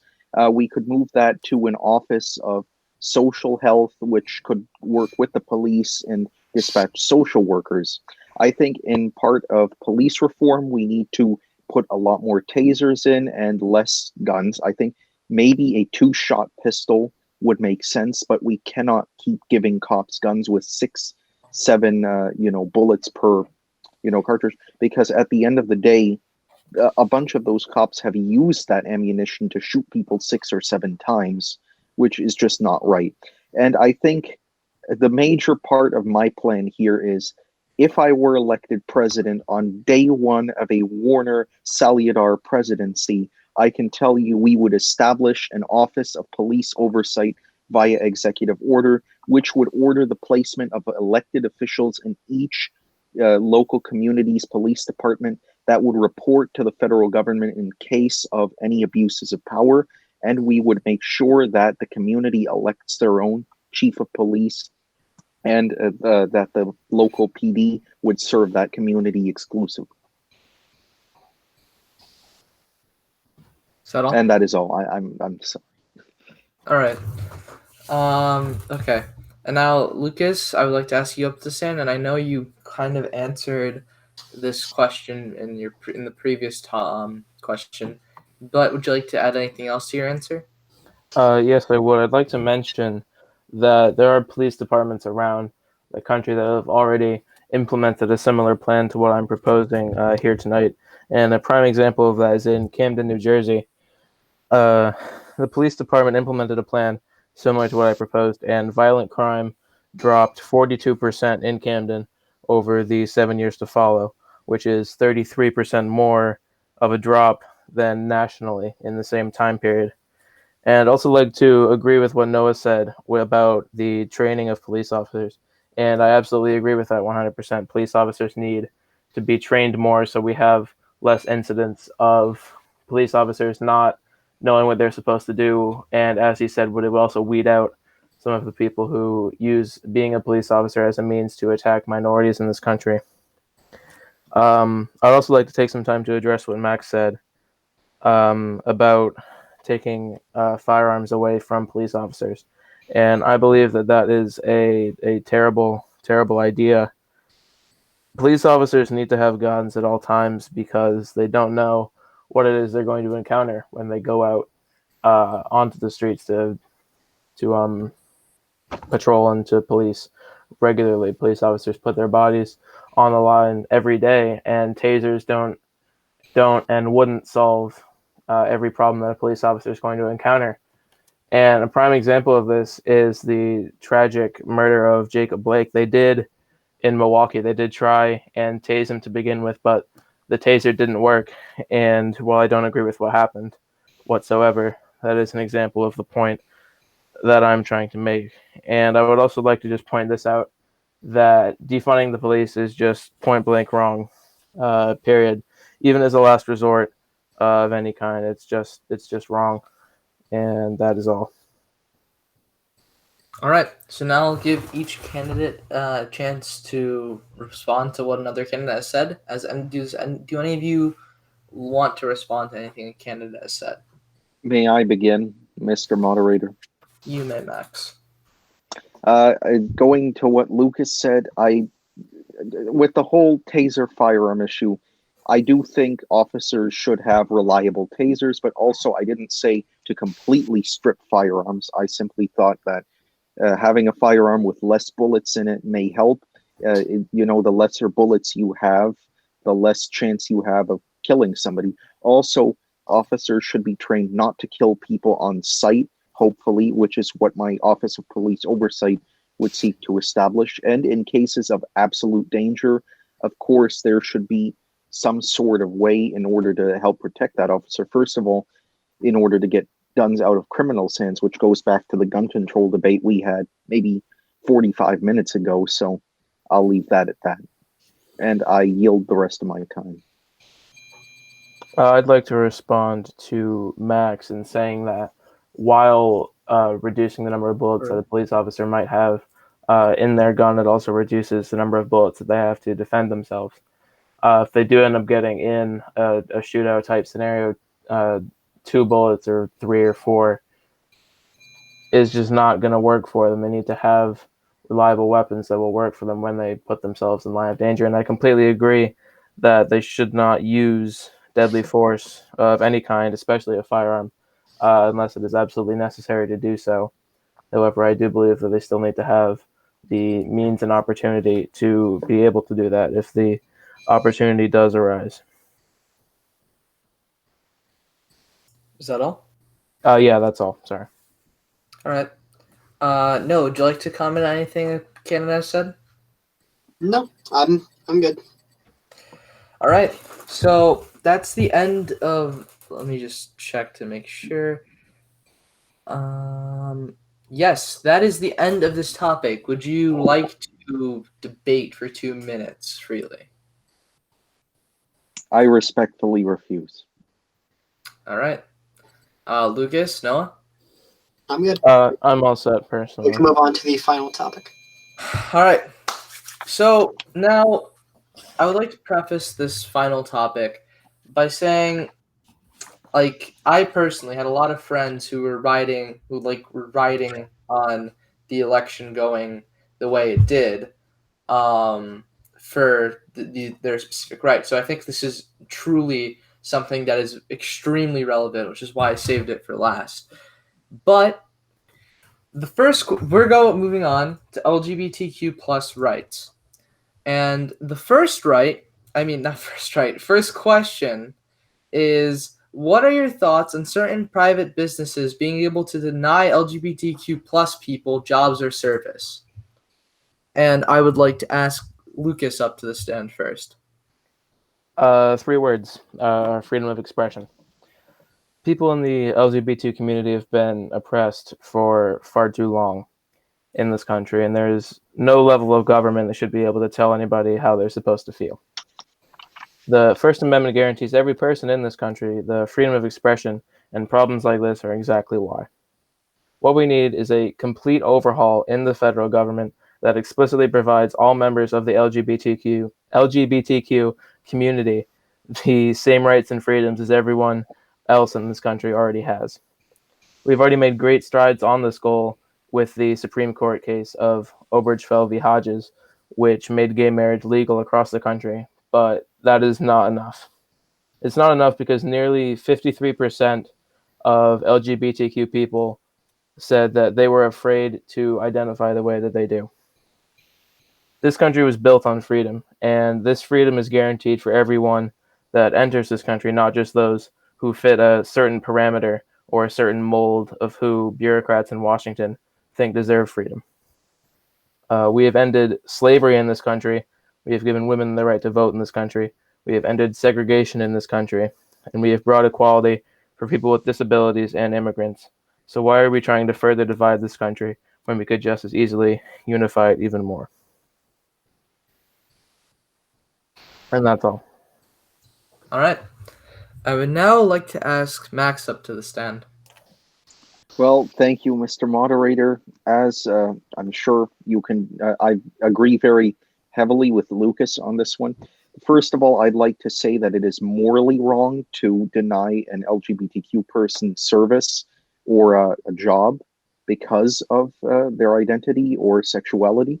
And I think I don't believe that homosexuality is a choice. I think homosexuality is something that you do not choose. It's the same with gender identity. It's more so of a scientific issue. And therefore, I think that denying an LGBTQ person their rights to work in a business or to shop in a business is as bad as doing that to a black person as in the 1950s and 60s. And as a minority myself, being of mixed race, I can say confidently that I am very ardently pro-LGBTQ in this case, because it's literally doing the same kind of injustice to that community as they did to the black community. And I'll say this: if service, like there was this one case in Colorado where the man didn't want to bake the couple a cake.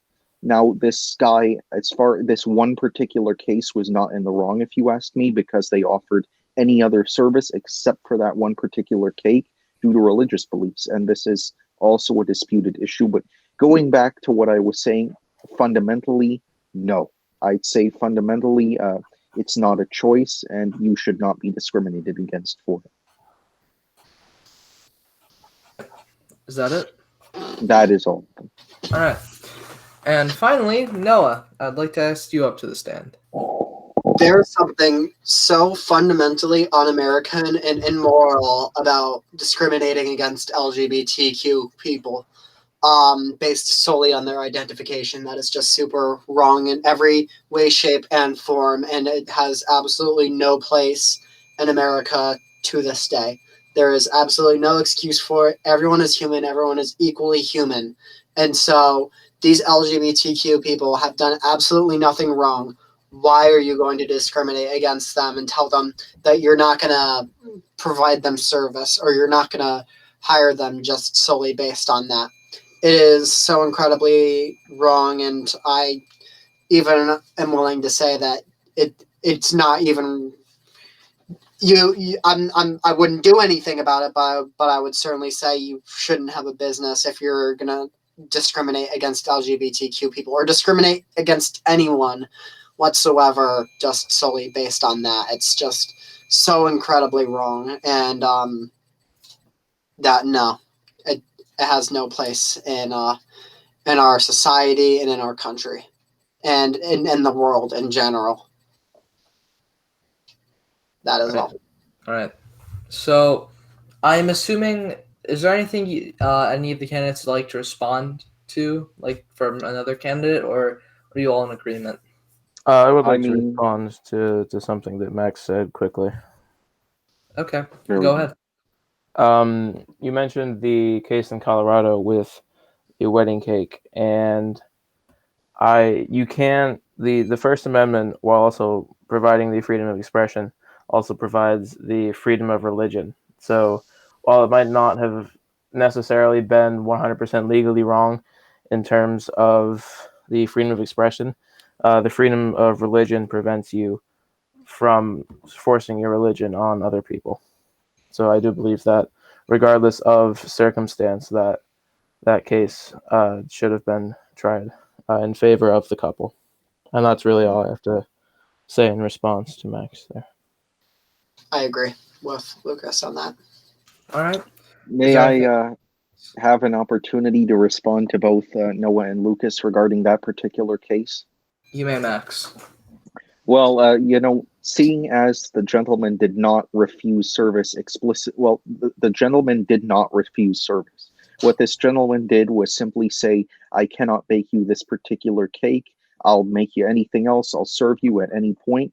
And, that was that. But at the end of the day, they did get their cake elsewhere. I didn't agree with the baker's religious beliefs. And, I don't think they were, I just don't agree with them fundamentally. But I do think that he had the right to say that. I would respectfully disagree in that format, because while business owners do have the right to refuse service, they don't have the right to force their religion onto other people, which is what happened in this case. And it's nice that they were able to get their cake elsewhere, but they still should have been allowed to get their cake from that particular restaurant or company. I'm not entirely sure, regardless of what his religious beliefs were. Well, at the end of the day, I can say there's merit to both sides here. I'd say there's a right and a wrong in both sides. And I guess I'll leave it at that. All right. Is that all? Anyone else have to say anything? Okay. So this question I'd say is a little bit similar, but it's a little bit more specific. And specifically talking about what the Trump administration was planning to do and / already did. What are your thoughts on, second question is, what are your thoughts on the denial of trans rights by the U.S. government? And I would like to first ask up Max to the stand. Well, thank you, Mr. Moderator. First of all, I'd like to say that it was fundamentally wrong of many of the Trump administration's actions against trans people. Like I mentioned, I think that somebody's gender identity, if you are a transgender person, you are scientifically more towards your preferred gender. Of course, it's not really one of those things that are, it's not wrong per se. It's it's perfectly fine, and trans people should have federal protection, should have the same rights as everybody else. I have many friends in the LGBTQ community, but specifically, I have several trans friends, and therefore this is an issue that's personal to me, because if you're going to infringe on my friends' rights, you infringe on my rights per se. So the way I see it, the Trump administration was completely in the wrong. They made several fundamental mistakes in the way that they treated trans people, even though Donald Trump himself promised to protect them at the very beginning of his campaign. And, I think in the future, we have to focus on giving them federal protection. Certainly, this notion that parents can kick them to the curb at any moment is morally wrong. And if you ask me, it should be a felony under federal law. But, that the end point being that I think the Trump administration was completely wrong in its treatment of trans people. And I conclude with that. All right. I would now like to ask Lucas up to the stand. I'm sorry, I lost track of the question through Max's answer. Would you mind repeating it for me? Mm-hmm. The question was, what are your thoughts on the denial of trans rights by the U.S. government, specifically under the Trump administration, or what the Trump administration was planning to do, since that is something that was going to happen if Trump did, in fact, win, which it's confirmed now he didn't. I would like to piggyback off what Max said and say that not only was it fundamentally wrong, but it was constitutionally wrong.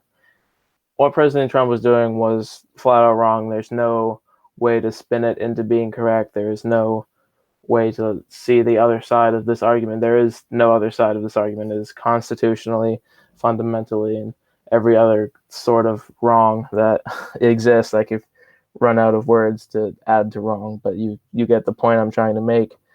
And if I was elected president, first day in office, I would do what I exactly said earlier. I would have a complete overhaul in the federal government that explicitly provides all members of the LGBTQ community the same rights and freedoms that everyone else already has. And that is all. Right. I would now like to ask up Noah to the stand. Sorry, I apologize for turning off my camera there.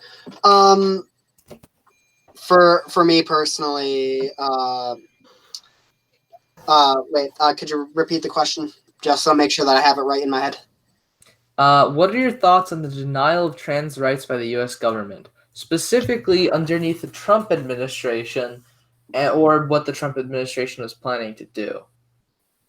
Denial of them? The denial, yes. In what circumstance? In what circumstance? Circumstances such as some hospitals saying now that they won't accept any trans people, or they'll basically put trans people, even if they've transitioned down as their like assigned gender, and other such things, such as under the broad spectrum, being denied other such services just for being LGBT/trans, in that sort of connotation. I do not agree whatsoever on denying people. As I said, it's discrimination and has no place in America whatsoever.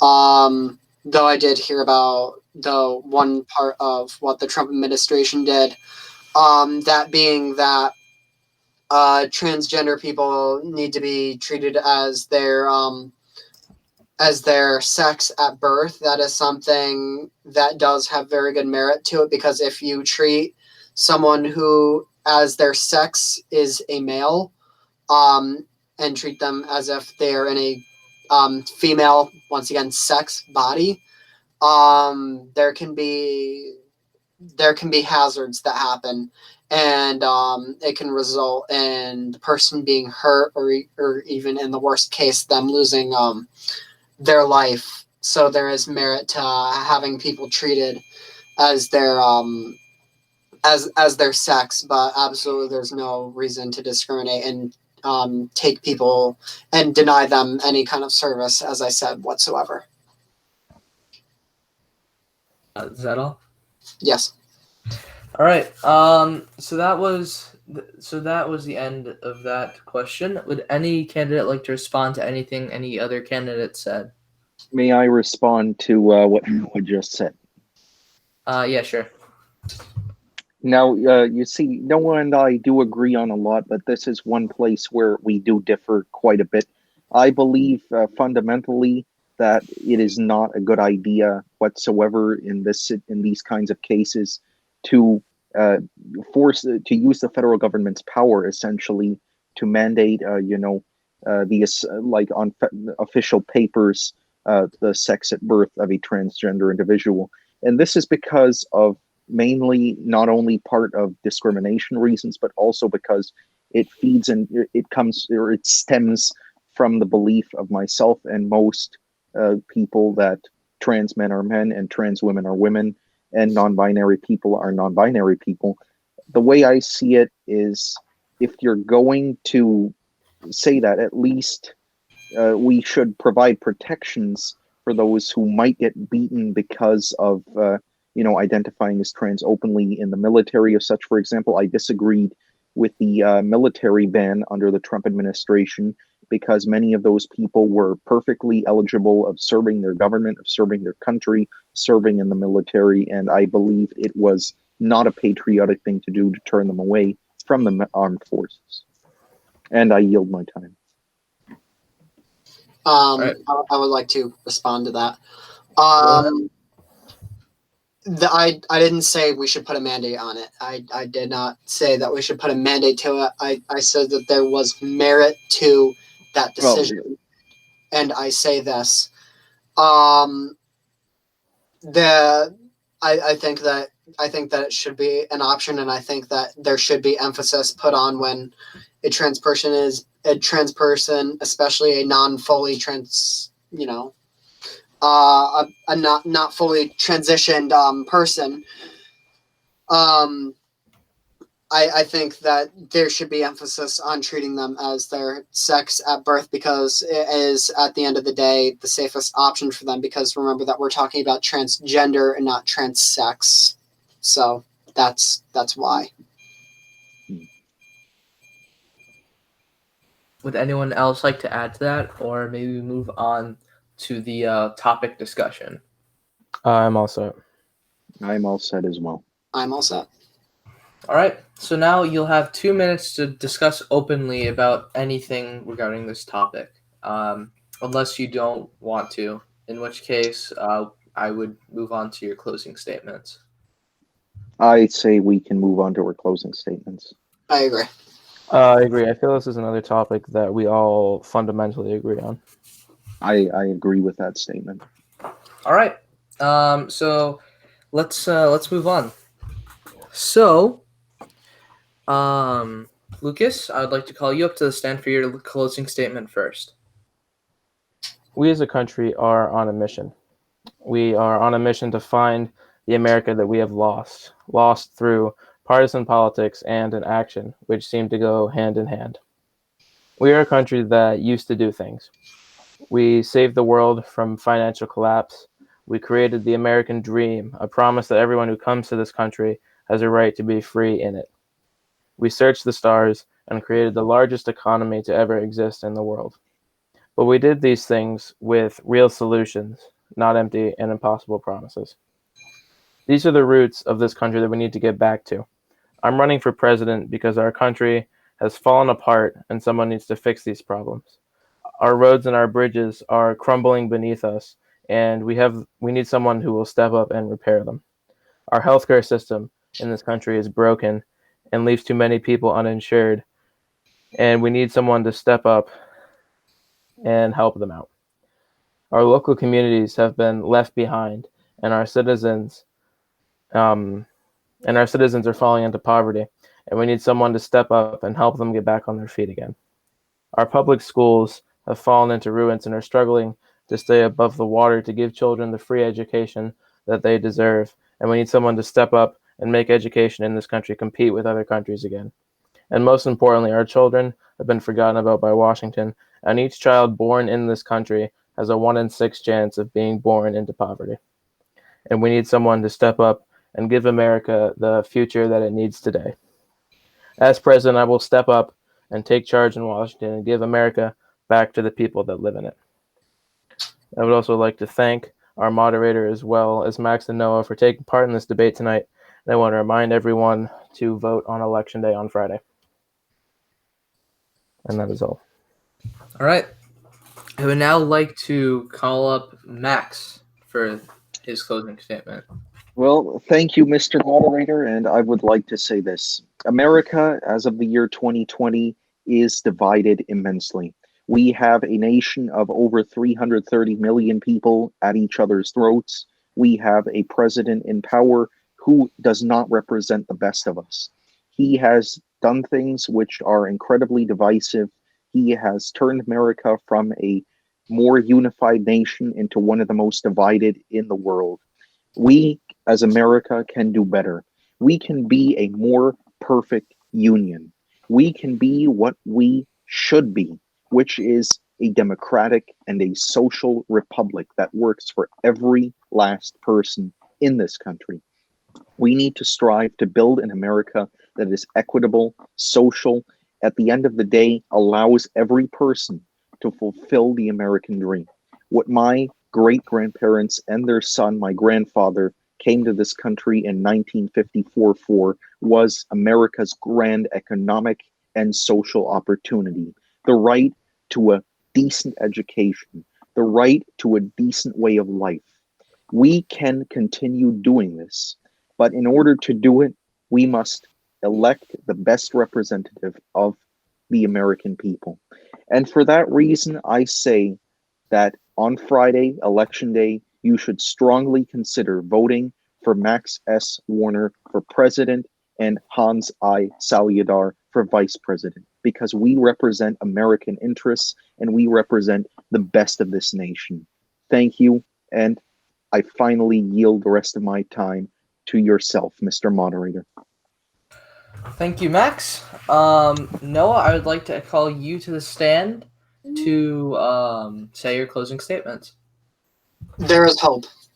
There is hope in America. There is hope in each and every single person, and I see it on this stage tonight when I look at each and every single candidate that is here tonight. We all have the hope of fixing this division, of fixing the problems in this country, and making it and not just the greatest country in the world, but the best country in the world, because we have that potential to reach for the stars and beyond. That is what we are as Americans, and there is hope on the horizon. I'm not here to blame anyone for the division in this country, but I am here to acknowledge it. I'm here to acknowledge that it is something that will only lead us further towards a civil war. And now, seeing the candidates on this stage, I know that there is hope for each and every single American to really fulfill their full potential.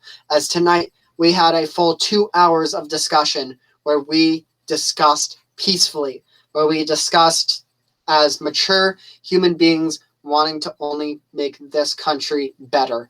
And that is what I promise with a Noah Golden and Anish Sikkanam presidency. That will continue to make things better, and every system will have the opportunity to rise, and each and every person will be given their chance to compete in our capitalism, and it will provide a net for people in our capitalism. And each and every single person will not be forgotten about, because we are America. And you know what? As Americans, Anish and I agree on this one thing. Together, there is nothing we cannot accomplish. And on top of that, together as Americans, dreams will become realities. Vote for Noah M. Golden and Anish Sikkanam on Friday, and make sure, even if you're not voting for us, vote in general, because that is your duty.